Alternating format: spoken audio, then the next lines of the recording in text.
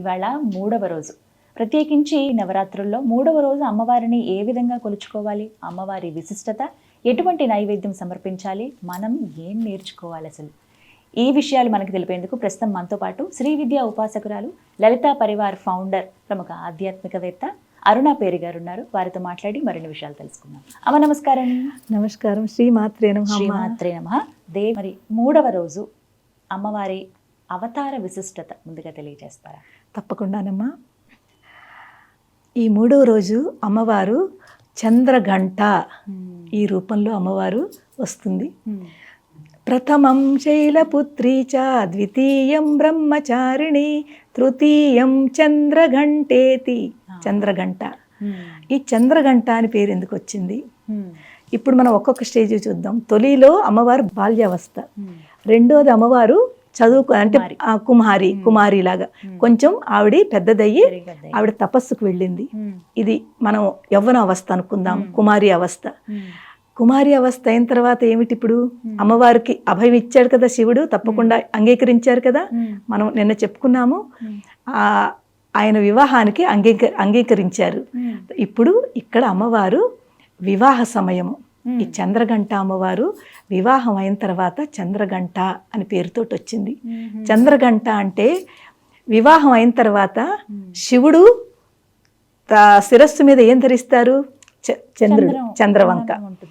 అమ్మవారితో వివాహం అయిన తర్వాత ఆ చంద్రవంక అమ్మవారి మీద కూడా వచ్చేస్తుంది. అంటే ఏమిటి? ఇక్కడ శివుడు అమ్మవారు వేరు కాదు, ఒక్కళ్ళేను. శివశక్తి స్వరూపిణి అమ్మవారు అనమాట. శివశక్తి ఐక్య రూపిణి శ్రీ లలితాంబిక మనం చదువుకుంటాం కదా. ఆ శివశక్తి స్వరూపిణే ఈ రూపం అనమాట. అర్ధనారీశ్వర తత్వము. ఇప్పుడు శివుడు శక్తి కలిసి ఉన్న తత్వము. అందు గురించి అమ్మవారు ఆ చంద్రఘంట, ఆ చంద్రఘంట ఆకారంలో ఉంటుంది. ఆ చంద్రవంక ఏదైతే ఉందో అది ఒక గంట ఆకారంలో ఉంటుంది. అందుకే దానిని చంద్రఘంట అని పిలిచారు. ఇప్పుడు అమ్మవారు ఇంకొంచెం అంటే వివాహం అయిన తర్వాత ఏంటి జరుగుతుంది చూడండి, మనకి రెస్పాన్సిబిలిటీస్ అంటే కర్తవ్యము. అమ్మవారికి ఇక్కడ అటు చూసుకోవాలి, ఇటు చూసుకోవాలి. ఇప్పుడు ఆవిడ దేని గురించి వచ్చిందో దాని గురించి కూడా ఆవిడ ముందుకు వెళ్ళాలి.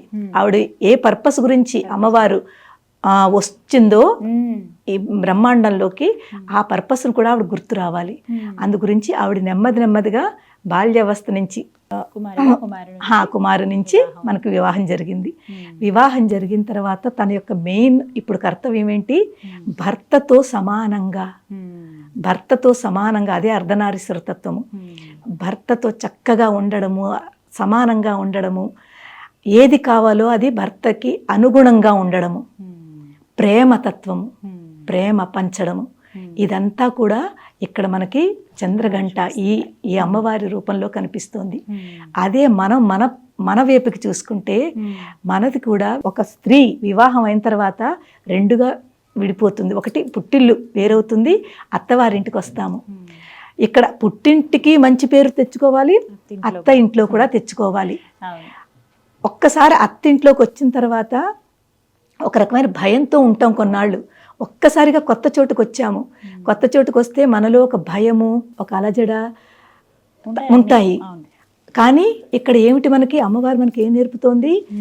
భయం లేకుండా, భయం లేకుండా ఇక్కడ ఎలా ఉన్నావో, ఎలా పేరు తెచ్చుకున్నావో అక్కడ కూడా అదే ధైర్యంతో అలాగే ఉండు అని అమ్మవారు మనకు ఒక సందేశం ఇస్తోంది. అక్కడ వాళ్ళను కూడా ఎంత ప్రేమతోటి చూసుకో. ఎలాగైతే అమ్మని నాన్నని ఎంత ప్రేమగా చూసుకుంటామో ఇదే ప్రేమ అత్తమామలను కూడా ప్రేమించు.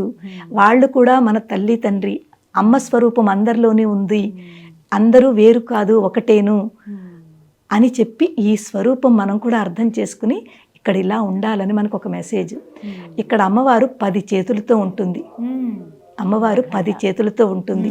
ఈ 10 చేతుల్లోనూ అమ్మవారు గద, ఖడ్గము, అభయవరద ముద్రలతోటి, త్రిశూలంతో ఇలాగ 10 చేతుల్లోనూ 10 ఆయుధాలను ధరిస్తుంది.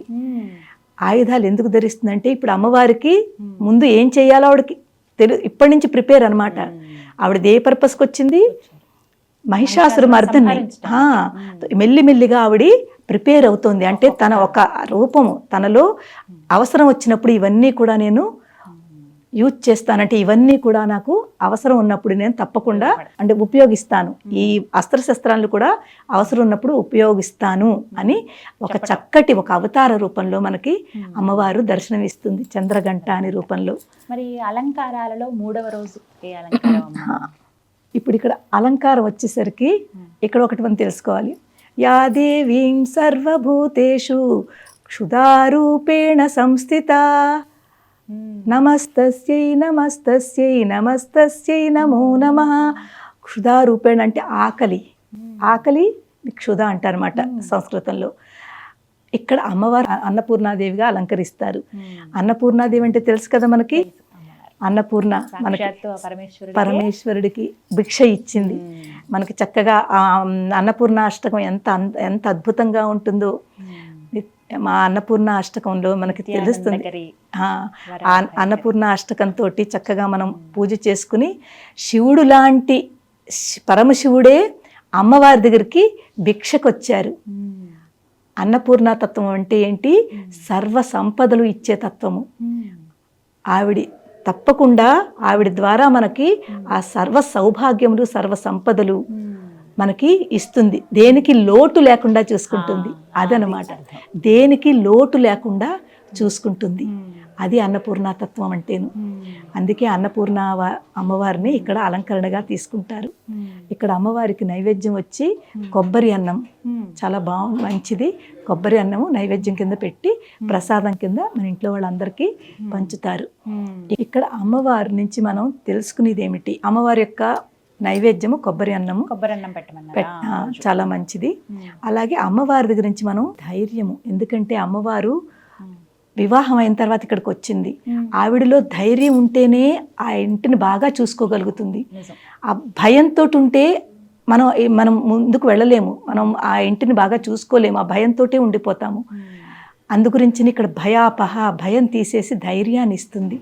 ధైర్యాన్ని ఇచ్చి అభయవరద ముద్రలతోటి మన ఆశీర్వదిస్తుంది. ఏం పర్వాలేదు, నేనున్నాను, ఏం పర్వాలేదు, నేనున్నాను, నువ్వు చక్కగా చూసుకో, నీ రెస్పాన్సిబిలిటీ, నీ కర్తవ్యాన్ని నువ్వు ఫుల్ఫిల్ చెయ్యి, మిగిలింది నేను చూసుకుంటాను అని అమ్మవారు చక్కగా అభయ వరద ముద్రలతోటి మనని ఆశీర్వదిస్తుంది. మనం తెలుసుకునేది, మనం నేర్చుకునేది ధైర్యము, తర్వాత మన కర్తవ్యము. మ్యారేజ్ అయిన తర్వాత ఒక స్త్రీకి ఉండే కర్తవ్యము ఏదో అది మనం అమ్మవారి దగ్గర నుంచి నేర్చుకోవచ్చు. మరి ఆ రోజున పూజ ప్రత్యేకంగా ఇలానే చేయాలి అంటే ఏమైనా నియమం ఉంటుందా అమ్మ? నియమాలు అనేది యాక్చువల్లీ మనం పెట్టుకుంటున్నాం అమ్మ. ఎక్కువ నియమాలు పెట్టుకుంటే మనం పూజలో ప్రశాంతంగా మనం ధ్యానం ఇవ్వకపోతాం. ఎక్కడైతే నియమాలు ఎక్కువ ఉంటాయో మనకు ఆ నియమాల మీద ఎక్కువ దృష్టి వెళుతుంది తప్ప పూజ మీద తక్కువ దృష్టి వెళుతుంది, అలసిపోతాము. అవన్నీ ఆలోచించి ఇలాగా అయ్యో అది చెయ్యలేదేమో, అరే అది మర్చిపోయాను నేను, ఏంటవుతుంది, ఈ భయాలు ఎక్కువ ఉంటాయి. ఇవన్నీ కాకుండా చక్కగా అమ్మవారి దగ్గరికి వెళ్ళి, అమ్మ అది అన్నపూర్ణ అనుకోండి, అలాగే మీరు చంద్రగంట అమ్మవారు అనుకోండి, అక్కడికి వెళ్ళి అమ్మ నాకు ఇంతే వచ్చును, నేను ఇంతకంటే ఎక్కువ నేను చెయ్యలేను, నా దగ్గర ఇంతకంటే సమర్థత లేదు, ఏ తప్పు చేసినా ఒప్పు చేసినా అంతా నీకే సమర్పించుకుంటున్నాను అని అనండి చాలు. తప్పకుండా ఆవిడ మీ పూజ స్వీకరిస్తుంది.